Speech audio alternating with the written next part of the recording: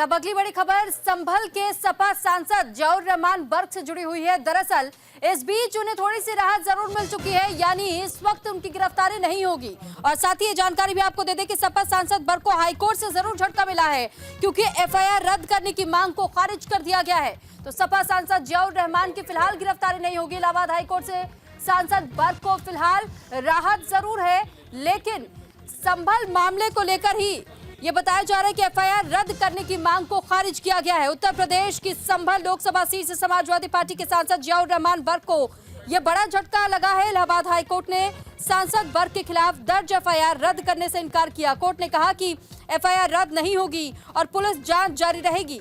हालांकि हाईकोर्ट ने पुलिस को निर्देश जरूर दिया कि सांसद बर्क की गिरफ्तारी अभी न की जाए, यानी कुछ समय के लिए उन्हें राहत मुहैया करा दी गई है।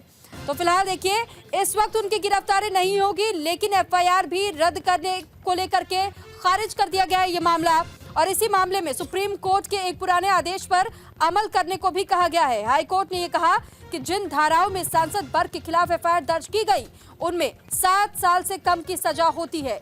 इस मामले में पुलिस सांसद बर्क को नोटिस जारी करेगी और पुलिस नोटिस जारी करके जौहर रहमान बर्क को पूछताछ के लिए बुला सकती है। सांसद जौहर रहमान बर्क को पुलिस की जांच में सहयोग करना होगा। तो सपा सांसद बर्क ने इलाहाबाद हाईकोर्ट में एफआईआर को भी चुनौती दी थी, जिसे रद्द करने की गुहार लगाई गई थी, लेकिन उस याचिका को खारिज कर दिया गया है इलाहाबाद हाईकोर्ट की ओर से।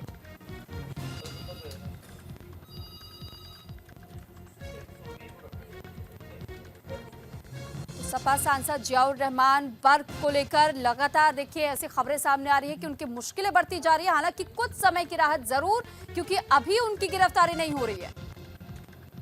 इस पर ज्यादा जानकारी के साथ विवेक तिवारी हमारे साथ जुड़ चुके हैं। विवेक, सबसे पहले तो आपसे यही समझना चाहेंगे, एक और झटका हाईकोर्ट की ओर से यह मिला कि जो एफआईआर रद्द करने की मांग की गई थी, उस याचिका को खारिज कर दिया हाईकोर्ट ने। दूसरी तरफ अभी गिरफ्तारी के लिए यहाँ थोड़ा सा समय जरूर दे दिया गया है। तो ये राहत भी है, लेकिन एक झटका भी है।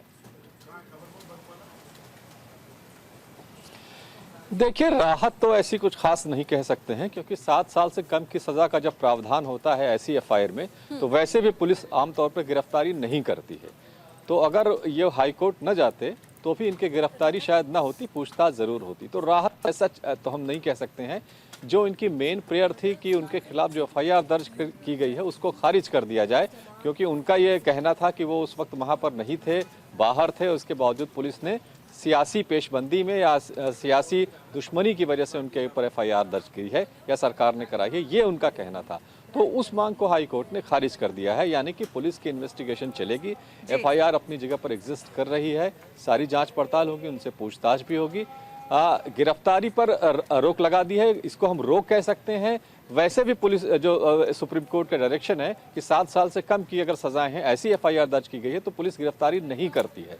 तो इसमें हम ये नहीं कह सकते कि बहुत बड़ी राहत इनको मिली है, क्योंकि एफआईआर दर्ज करने की उनकी जो मांग थी वो खारिज हो गई है। और दूसरी एक मांग और थी कि जो 2-3 अलग अलग एफआईआर उनके खिलाफ की गई है संभल हिंसा मामले में, उनको एक जगह पर क्लब किया जाए, ये भी उनकी प्रेयर थी। इसको भी हाईकोर्ट ने खारिज कर दिया है। तो कुल मिलाकर के कोई बहुत बड़ी राहत नहीं, क्योंकि 7 साल के कम की सजा वाली एफआईआर थी, तो गिरफ्तारी उनकी वैसे भी ना होती। लेकिन खैर, गिरफ्तारी से वो बच गए हैं, ये हम कह सकते हैं। लेकिन जांच पुलिस करेगी और एफआईआर अपनी जगह पर काम कर रही है। ठीक है, आपसे ना ये भी हम जानना चाहेंगे कि हाईकोर्ट ने आखिर विस्तार से क्या कुछ कहा है, जरा एक बार डिटेल में वो भी अगर समझा सके तो। देखिए, इनकी तरफ से जो मैंने बताया कि यही दलील दी गई थी कि एफआईआर दर्ज की जाए। इनकी जो मेन प्रेयर थी वो यही थी कि एफआईआर उनके खिलाफ दर्ज की जाए, क्योंकि ये सियासी दुश्मनी के कारण सरकार ने उनके खिलाफ दर्ज कराई है। वो हिंसा के वक्त वहाँ पर मौजूद नहीं थे। सरकार की तरफ से ये कहा गया कि ये मौजूद भले ही नहीं थे, लेकिन इन्होंने जिस तरह की बयानबाजी की, जिस तरह से भाषण दिया, लोगों को उकसाया, गुस्सा भड़काया, वो सारे वीडियो की जो दलील थी सब लिखा पढ़ी में हाईकोर्ट के सामने रखी गई हैं। और शायद इसी वजह से सरकार की जो दलील थी उसको हाईकोर्ट ने माना है और एफआईआर दर्ज करने की उनकी जो अपील थी वो उसको खारिज कर दिया है। और ये कहा है कि इन्वेस्टिगेशन चलेगी, पुलिस उनसे पूछताछ कर सकती है, जवाब देंगे ये, और फिर जांच के बाद जो चीज़ें इसमें ऐड ऑन होंगी या कुछ चीज़ें हो सकता कम करनी पड़े पुलिस को, वो होगी। तो जांच पर रोक नहीं है, एफआईआर की जो जांच होती है वो अपनी जगह पर होती रहेगी और उसको जौहर रहमान बर्क को फेस करना पड़ेगा। चलिए, शुक्रिया विवेक तिवारी आपका हमारे साथ जुड़ने के लिए और तमाम जानकारी साझा करने के लिए। देखिए, संभल हिंसा के बाद जिस तरह से समाजवादी पार्टी के सांसद जियाउर रहमान बर्क के खिलाफ भारतीय जनता पार्टी की सरकार ने मुकदमा दर्ज किया था, आज माननीय उच्च न्यायालय ने समाजवादी पार्टी के सांसद की गिरफ्तारी पे रोक लगा दी है। समाजवादी पार्टी माननीय उच्च न्यायालय के फैसले का स्वागत करती है। और फिलहाल वक्त तो चला एक छोटे से ब्रेक का, फौरन हाजिर हो रहे, कहीं मत जाइएगा।